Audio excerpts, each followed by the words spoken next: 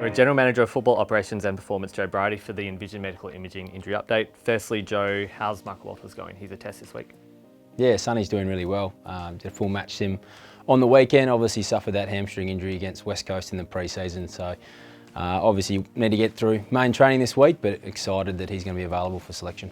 And Liam Henry and Toby Watson could also be available for selection this week too.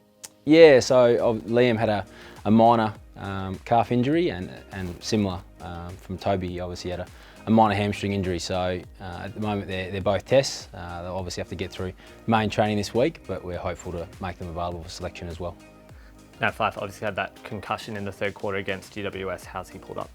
Yeah, Nat's progressing well. Obviously there's the AFL return to play protocol now with concussion, and Nat's well-being and care is first and foremost the biggest priority. So obviously we'll monitor him closely over the coming days, and we'll know more later this week, but he'll be unavailable this weekend, and we'll wait and see how he's going for next weekend's game.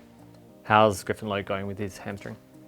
Yeah, look, Griffin's progressing really well. It's unfortunate that he's had the hamstring injury and the reoccurrence of the injury earlier in the pre-season. At this point in time, Griffin's just completing a significant football load, and our plan is for him to be available for selection next weekend. And there seems to be good news with Rory Love. He's progressing really well.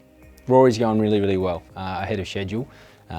He's coming out of his brace today, which is fantastic. The plan is for him to be introduced to running in the Ultra D later this week, and then we'll introduce him into football over the coming weeks. And at this point in time, we're planning for a return to football in about 3 or 4 weeks. And we're expecting Sam Sturt to be available this week to play. Yeah, fantastic for Sam. He's obviously had a long period in the reconditioning group with that injury that he suffered late last year. So at this point in time, we plan for Sam to be available for selection, more than likely in the Waffle.